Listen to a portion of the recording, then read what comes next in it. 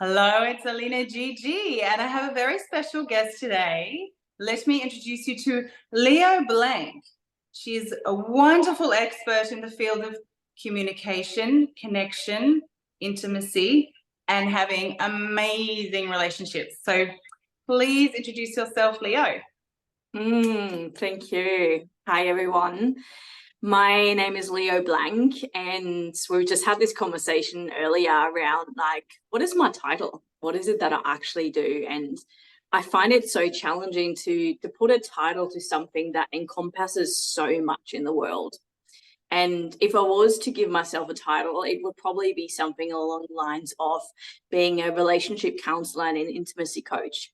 But really the big pillars in my business is helping people with to be able to create deeper connection and offer them the tools and the practices to be able to have what they need to communicate from an authentic perspective to be able to create the relationships and the intimacy that they desire and deserve.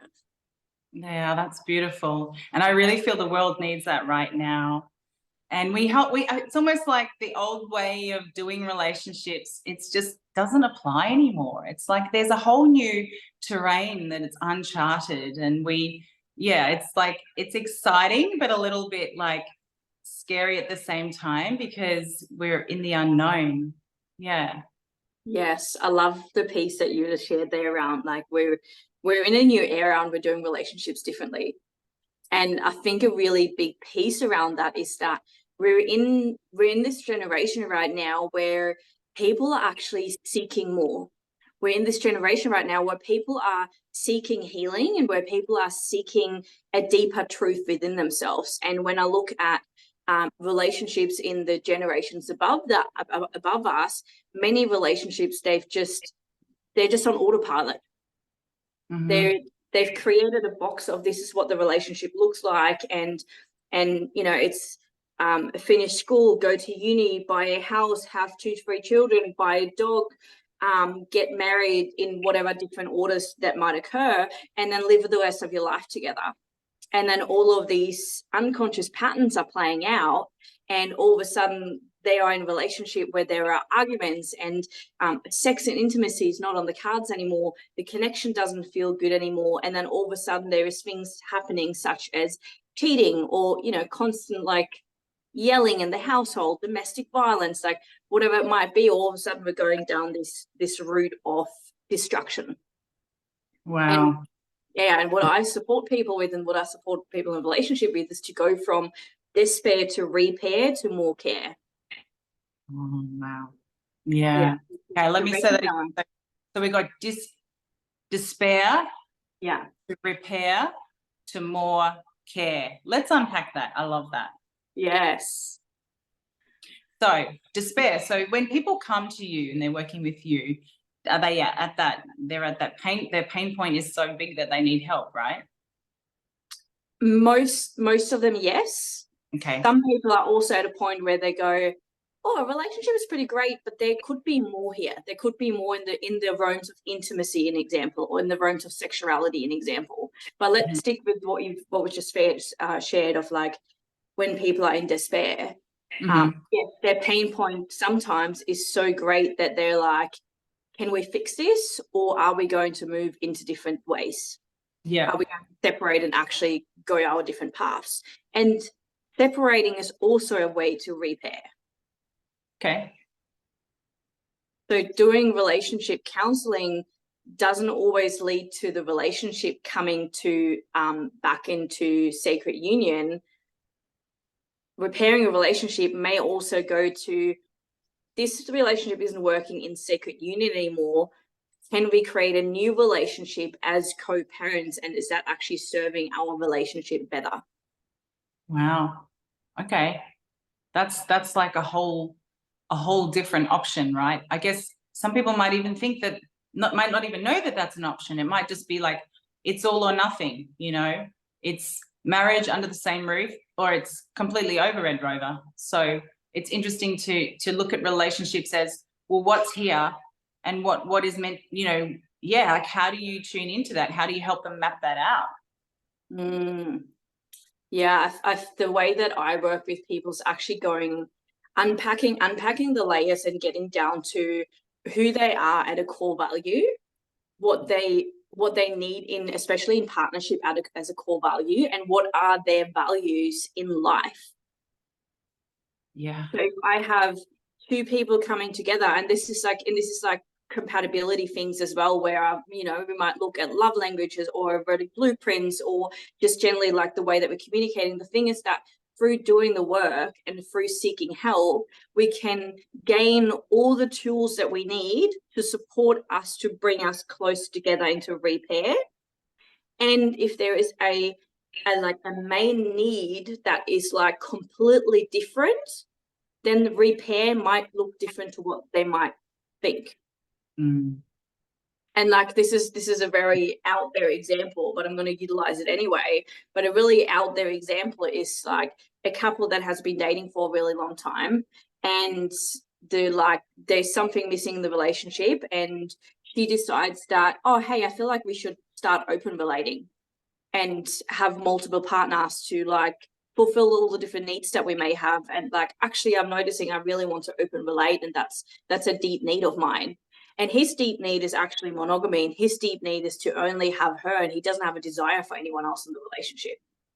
So that is on a core foundation of the foundation of what I want in a relationship is so different that there is no meeting point in the middle. Yeah. It's a different path of relationships. So repair in that, like there's so many different layers to that. We're just going to keep it super simple for this conversation. But repair in that instance might look like, okay, your need is open relating and my need is one partner. I'm not available for that. And this is like the work that I do with people one-on-one, is helping people really step into their power and step into their self-worth and going, this is what I want and this is what I need. And by actually sticking to that, that's honoring myself. That's honoring my own boundaries rather than shape-shifting into something for someone else. And this happens all the time in relationship.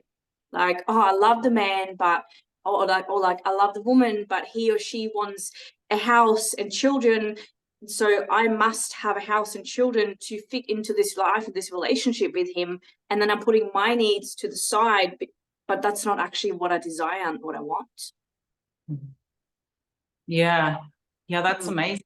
I've heard it said recently as well that there's hardware. So that if there's two people, that they've got to be, like you say, fundamentally compatible with their core values. That's really got to align, because that's just 101, right? Your core values have to match up. And then look, you don't have to have every interest in common, but some interests, it's nice to have that, right? So you can have these beautiful shared experiences. For example, if it's nature and romance, like my partner and I, it's like we go into that space and it's just amazing. You really feel like, I'm living my dream life because those two core values, I'm spending time with someone else who's aligned with that and aligned with me, and it's like the best. But let's just look at intimacy, right? And how can people build that up and connect that, especially if they're in a relationship and maybe it's not feeling so juicy at the moment, right? So because relationships kind of ebb and flow, right? They kind of go through their little cycles and their little patterns. It's not going to be amazing all the time. It can be amazing most of the time, but as we're each doing our work on ourselves as sovereign beings, that kind of takes space and time to integrate. And then we come together in a conscious relationship where we can just be sort of upgraded, up-leveled, higher vibe, and join together in this beautiful, renewed, sacred space. So I'm really curious to hear your take on intimacy and how to deepen it. Yes, I'd love to answer that question. There's just one little piece that I want to add to what you've just shared. Yes, please. The piece around the values and having, some values just definitely have to match up. And then you actually already shared the piece around like the having the things together, but also being a sovereign being and doing your own things at the same time. You said something along those lines. Yeah. And there is sovereignty, and then there is synergy. And I find that this is so important in relationships, and it's something that's not taught. And most of the time when people get into the relationship, they fall into codependency and they fall into deep synergy, meaning that they're constantly like flowing with each other, and they're on this wave together, and everything on that wave must be done together, and they're actually losing their sense of sovereignty. And let's not look at sovereignty in a place of like the political sense. Let's look at sovereignty as being an individual being in the relationship, as well as being in synergy with the other person, the other energy in this relationship. So can I have my own self and my own hobbies, my own friends, my own things, like the things that I really value. Like I may have a value of, or I may be quite an extroverted person, which means that I have a value of going out with friends, whereas he might be quite an introverted person and he has a value of spaciousness by himself. That doesn't mean that we're not compatible. It just means in our sovereign beings, we have different core needs in regards to social settings. And that's a great thing, because if I do everything together with someone, then what are we going to talk about? And what are we going to share in the relationship? And what are we going to come back to after, we've had a day out or weekend out? And if we're doing everything together, then we're just talking about the experiences that we're constantly doing together rather than also learning from each other. Yeah. That's good. Yeah, that's really sort of practical advice as well. And because we charge our energy, right? Sometimes we charge it around, if you're an extrovert, you charge by being out and about around other people. And if you're an introvert, you recharge by going within in a more reflective space. So, and I mean, you can be both. Like, let's face it, I'm both of those things. Yeah. And I need both of those things. I like to have my alone time and the house to myself, and like just cook something or put music on or walk around in my underwear and just all those things. And then, but then it's fun. I love shared experiences as well. Like, I feel like it just enriches life. But I love that that balance. And I do believe a healthy relationship is one that both supports and challenges. And you've got to have some space. You've got to have some processing space, especially if you're if it's a spiritual path and you're activating each other a lot, and it's like a tantric relationship and you're activating and you're growing and there's so much growth happening energetically that, yes, you come together and you're entwined and it's beautiful. And then, some natural breathing space, by yourself in nature and just grounding your own energy. Yeah, that's sort of how I would express it. But I really agree with that. It's great. Yeah. And I want to utilize this concept to answer your question in how can we deepen in intimacy? Yes. Because what often happens, and what I see all the time, and when people get into a relationship, is that intimacy only happens in synergy. That intimacy and sexuality only happens when the two people are together. And there is when intimacy happens in codependency, then often we create a need for that from the other person. I'm horny and you need to fulfill that need that I have. Mm-hmm. Or I have a desire for sex, so you have a need to fulfill that desire. Mm-hmm. And the same with like turn on, like making the other person responsible for the turn on of myself. Like, you're responsible for how much I'm getting turned on. And so intimacy often, as we get into relationships, often only happens in synergy. It only happens when we're actually in spaciousness together. Whereas I truly believe that it is so important to keep that level of intimacy alive within ourselves. Like a self pleasure practice is so beautiful, to be able to connect with myself. And when I connect with myself, I know what my desires are. When I connect with myself, I know what my turn-ons are. When I connect with myself and I pleasure myself, I know what I actually want and what that feels like in my body. And the deeper that I know myself, the easier I can communicate that to my partner. Yes. Yeah. So yeah, and because you can't ask for something that you're not clear on, right? Yes.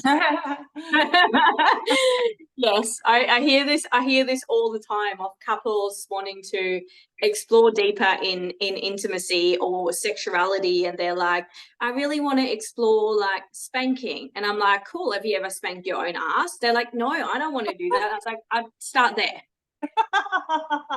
Like, do you or like people going like, oh, I want to go and explore like kink, and I'm going to go to the sex shop and I'm going to buy a bunch of whips and like and floggers and all of this different stuff, and I'm like, and have you ever like used this, like your hand? And they're like, no, I haven't. I was like, well, this is your first tool. If you don't know how to use your own hand and how to like spank with that, and that knowing what that feels like for yourself and for the other person, like don't go down a route that's completely unknown.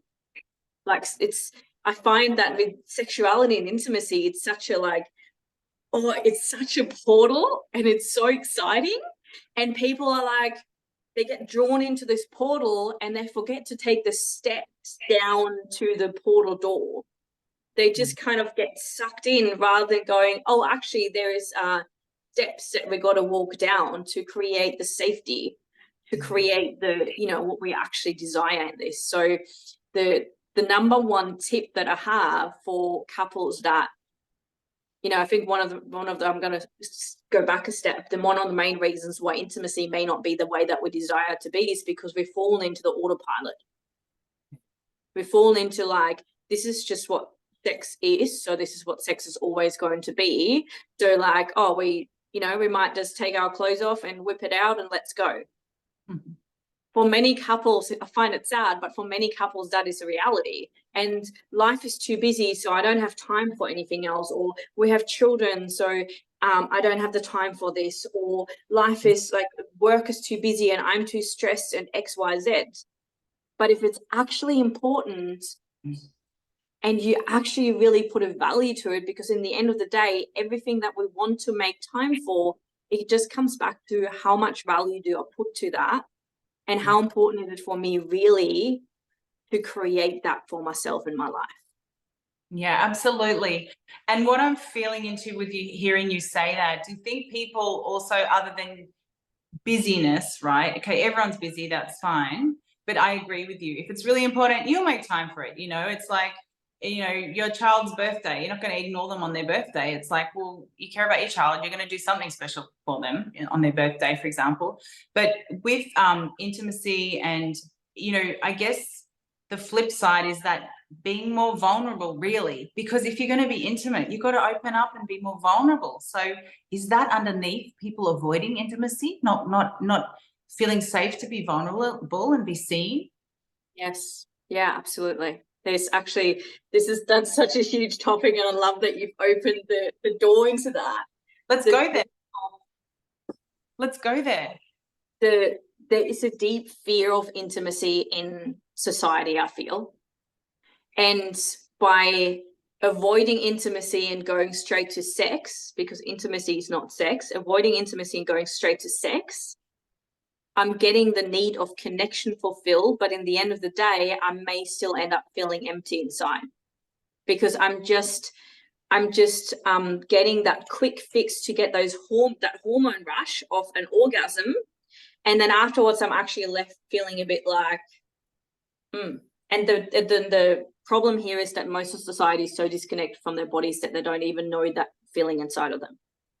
But intimacy is the deep connection that happens way before sex. I put a post up a little while ago where I said sex starts the moment that you lock eyes with me, when you're still across the room and I haven't even met you.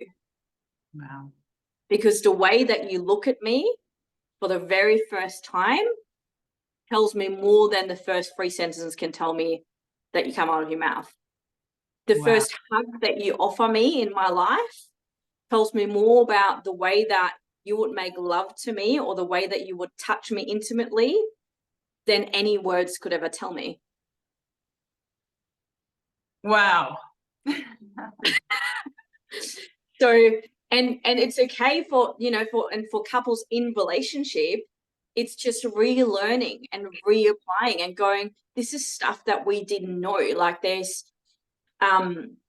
I've been to a whole bunch of different temple nights over the past few years, and temple nights is like a space where it's really hard to explain it, because nothing can happen or everything can happen. But essentially, a temple night is an evening where people come together, and at most temple nights, nudity is welcome. And at some temple nights, sexuality is welcome. So like genital touch can maybe or may not be welcome, depending on the temple evening. And depending on the people that are there and depending on the facilitator, a temple night may look like an evening of between 10 and 80 people connecting and going through some boundary and consent exercises. And then usually or often there's open play space. And that may look like just a bunch of cuddle puddles or people giving each other massages, but that may also look like a full-on orgy. Oh, wow. So it's like a temple night, and it's like the most people that speak to, they're like, I'm really curious, but I don't want to know, because I feel like my nervous system will just be so dysregulated and overstimulated, because there could be so much stuff happening. Like, yes, there could be. So, and same thing, like what draws people into the space is this energy rush, this like, oh, sex, yeah, I want to be in that world. So like they dive in. But for me, the way that I look at sexuality is like, it's the last piece of the puzzle. Like if I look at, if I go more into the spirituality realm and I look at the chakra system, I kind of want to start up here, and I want to make sure that I have a vision of where I'm going in life. I want to make sure that I'm connected to that vision. I want to make sure that this is so important for everyone, that I'm able to speak my needs and my boundaries, because if I can't speak my needs and boundaries, what's going to happen? Someone will overstep and overcross them. This is for any relationship. I want to make sure that I'm connected to my heart and my heart's desire. I want to make sure that I'm connected to my power, the deep power within me, where I can take that. And then once I have all of this in line, then I feel I'm ready to dive deeper into sexuality and intimacy. Wow. And all of this here is intimacy. Right. Okay. Yeah. That's the way that I look at it. So because I've seen, I love this world of, sexuality and intimacy, and I felt that there was a gap for people to create a safe space to explore something like a temple night. So that's why I've created the Temple of Devotion, which is a temple evening for couples to take the steps and the spaciousness. So a lot of the time why we fall into autopilot in sexuality and intimacy is because we actually don't know the other steps, and it's because we don't create the spaciousness that we need to explore in different ways. So at Temple of Devotion, it's a creation where couples can come and they stay in the safety of the container of their partnership. So there's no mingling between people. And we take things right back, and we go really slowly, and we focus on the intimacy connection, the energetic connection, the like eye to eye, heart to heart, exploring non-sexual touch that is sensual and that can cultivate sexual energy without going to genital touch.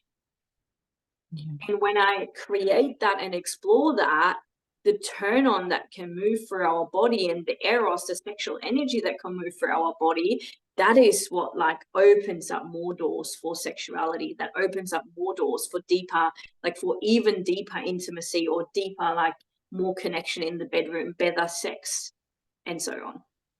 Great. That is so fantastic. And I feel like, I guess from what you've said, there's a pattern in society of people doing it the reverse way, of just going in the other way, but then it's without building all those other steps of connection in the mind and the heart and the awareness. So yeah, that's beautiful. You explained that really clearly, so thank you for that.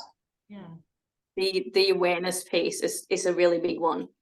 Yes. And with setting boundaries and speaking your truth and asking for your needs to be met, do you feel that there's a connection there with our inner child and inner child healing? Massively, yeah. So, and we were going to speak into the earlier the fear of intimacy, mm-hmm. the fear of speaking into the things that may be uncomfortable to speak into.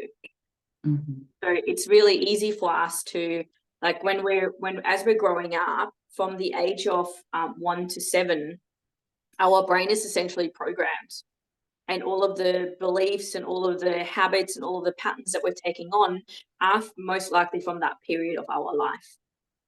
And if we've had a more challenging childhood, or we've had, you know, challenging times or big trauma happening towards in that time frame, those patterns will continue to play out until we are willing to actually look back at that and heal that. So yes, inner child work is a big piece of that. Like actually going like, where is this pattern playing out that I have a fear of abandonment because when I was 8 years old, my dad left our house to work away from us. So when my partners in the past, this is actually for me, real story. So in the past, if my partner would leave the house without saying goodbye to me, I would feel abandoned. Yeah. Because my dad left the house when I was a younger child, and it's a guess that I was 8. I think I was around between 6 and 8. He left to move to another city to work to support the family. And I was modeled a relationship where my dad would, every single time when he would leave the house, he would find my mom and tell her that he loved her, knowing that this could be the last time he would see her. Mm-hmm. And when I would have a partner that wouldn't say goodbye to me, that would trigger the fuck out of me. Yeah. Not recognizing that that was why. Mm-hmm. And when I bring awareness to these patterns of like, where is this actually coming from? Like, is this actually the truth of what's happening? Or is this actually just triggering something in my mind that is playing out an old story?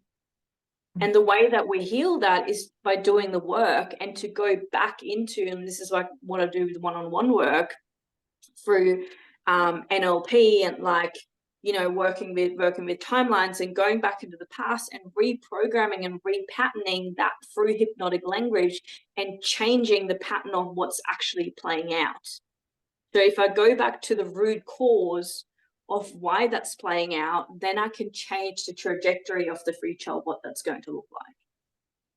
So check into the past where those triggers originated from, and then sorry, what are the steps involved again? So you have using hypnotherapy. Yeah, so it's very individual depending on the client. Okay. So I don't use scripts.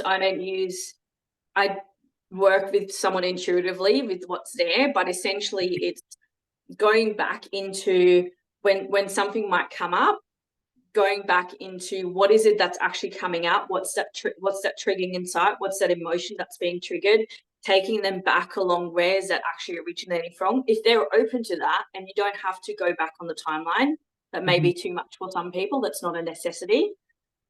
And recognizing what was there that, like, let's go back to the inner child work.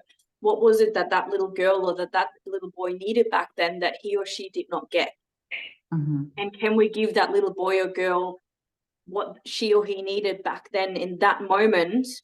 And then can we see how that changes the entire timeline and the trajectory of the future, or from now, our past? And can we give what that little girl or boy needed back then, can we give that to them now, so that we bring that back into the present moment, so that we're changing that from this moment forwards? Okay, so still exploring that abandonment wound. So what is a way to heal that? Like, what's a practical way to make that little child inside feel safe in a relationship in real time, like right now? What would you do? I think the question that I would ask for someone that's experiencing this is like, what is it that you need to actually feel safe in yourself? Because safety is something that is something different for everyone else, depending on their patterns, depending on their upbringing, depending on the life that they've lived. For me, safety might mean having a house that has locks on it. For someone else, safety might mean standing on the top of a mountain. So it's a really hard question to answer and give a practical answer to, because I feel that it really depends so much on the individual. But what I would be exploring is, what is it like? Firstly, like, where did I feel abandoned in the past? And what did I need to hear back then that I did not hear? And can I say those things to myself right now? Or what did I need back then that I did not get? And can I give myself that right now? And can I bring awareness to the moments when I do feel abandoned? And this is not just for abandonment. This is when there's discomfort rising in my body. Can I actually put words to that rather than leash out or running away? So like, what are my coping mechanisms currently that are potentially unhealthy, like leashing out, getting into a fight, running away, avoiding the conversations, holding on to resentment, whatever it might be, rather than getting caught up in this coping mechanism that doesn't actually solve anything? Can I have enough awareness? And this takes practice and time, because it's fucking hard. Yeah. Because this is where we want to close. And this is where it takes practice to stay open in the discomfort. So in that moment of discomfort, when I want to leash out and react, can I bring enough awareness into that space and speak into the discomfort instead? So, hey, when, like, let's say I'm having dinner with my partner and we're in the kitchen and I'm making dinner and he's sitting on the lounge on his phone, can I speak into the discomfort that it brings me, him being on the phone, and that I feel abandoned and lonely in this because he's not being present with me, rather than just bottling that inside? The way to great relationships is to actually speak into the discomfort that rises in the moment, to change how that will look in the future. Yeah, that's deep work, isn't it? And yeah, that is deep work. Yeah. And this is why working with, you know, a therapist, a counselor, like whoever resonates with you is so powerful, because I'm currently working with a beautiful woman that has played out patterns over and over and over again in relationship. And I just role played with her. And she's like, I don't even know how I would say that. And I gave her some examples and she's like, okay, that makes sense. I'm noticing I've done this one for a long time. Like I gave her the example of her cooking dinner and her partner sitting on the phone. And like, how did that feel for you? And she's like, not good. And I was like, what would be your reaction? She's like, I wouldn't even know what to do. I'd just be like, phone, no. And I'm like, and if you were in the receiving end, how would that feel for you to receive that? She's like, not good. And I was like, yeah, if we're speaking into, if we're saying something like that, don't do it, I'm creating a wall, because there is nowhere to go from here. It's like I'm creating a brick wall, and if you're not sticking to the brick wall, like, we're done. That's kind of what it feels like. So it's a hard boundary that feels like, for those that have children that can resonate with that, if you say to a child, don't touch that, what does the child do? It goes and touches that.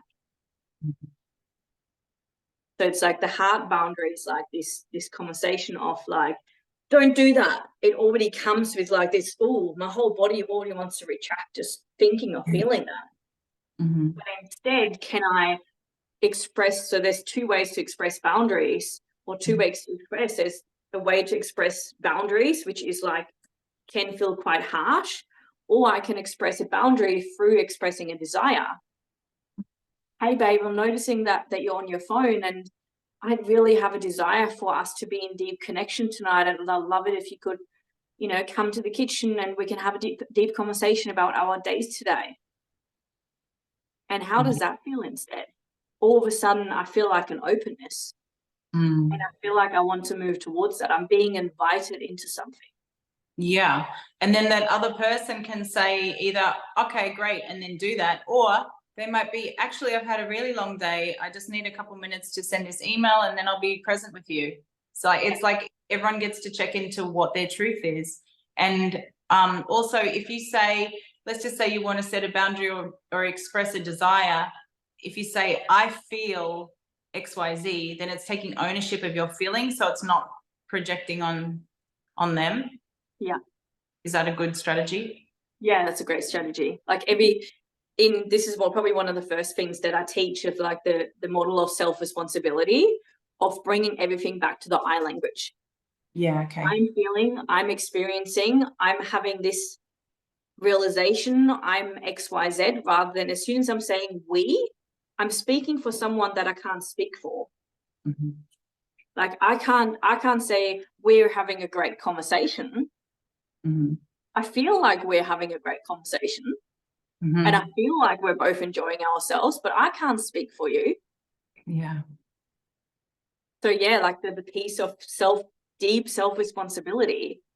Mm-hmm. And that's challenging. And it can be challenging. And it's like it's this constant leaning in. And it's when I notice myself wanting to lean back and wanting to retract and wanting to run away and wanting to not interact. Mm-hmm. What is it that I need? Maybe I need that spaciousness to process, and that's perfect. But then can I come back into connection with an openness? Mm-hmm. Can I lean in when I actually have a desire to close? Because two people closing is not going to get us anywhere. Two people exploding is not going to get us anywhere. All of these strategies of our coping mechanisms of two people coming together in conflict, and this is the despair piece, right? Mm-hmm. Coming together in despair, and two people exploding, two people rejecting, two people running away, it doesn't get us anywhere. And this is what I support couples with, to give them new coping mechanisms or to give them new strategies to go, what needs to be there for us to be able to speak into that. And the first time when you were riding a bike, it took courage to sit on that bike because you knew it would fall over. Mm-hmm. And the more often you were riding that bike, the easier it started getting. Mm-hmm.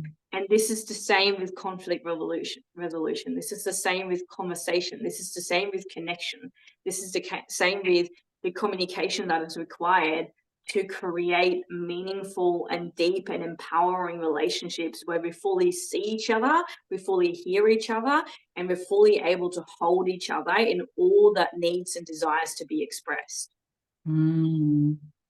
That's beautiful. I just had goosebumps. Yes. Oh, lovely. Oh, that is just, there's so much, in this. Like it's like a roadmap for relationships, it's amazing because when we talk about all of this stuff, it's expanding our awareness as we're having this conversation, and as people are going to listen to this, hopefully it activates something in them that opens them up to greater love within themselves. Yeah. And that is all what my work is about. It's about it's about expanding our awareness. Mm-hmm. Going like, oh, I'm noticing this that I haven't noticed before. Great. By noticing that, you're doing the work because you're noticing something new. And by noticing something new, you're able to change the way that you're responding or reacting. And by changing the way that you're responding or reacting, you're changing the way that you're relating. And by changing the way that you're relating, you're stepping into your power and your worth. And by stepping into your power and your worth, you're actually going to create what you really want to have in your Wow. Like that's mic drop. Let's just end it here. Oh, that's beautiful. Yes, well, that's true. It starts within, and we notice and we become aware, and we express. And we're not going to get it right and perfect every time. We're not going to be completely gentle and sympathetic when someone's irritating us, but we can at least have that intention and give it a go, or say, okay, today I'm going to take a bit more responsibility for how I'm feeling, and not try not to project it onto other people. We can just start one step at a time and bring in that self-awareness. And Yes. But it leads somewhere great. It leads to more joy, more happiness, more fulfillment, more intimacy, more sexual expression and satisfaction, and all the juicy things. So I feel you. I totally resonate with what you're saying. So I love it. Yes. Yeah. So what's your vision then? So what's your vision? What's the biggest, crazy dream that you have? Oh, that's a big question. You weren't expecting that one, were you?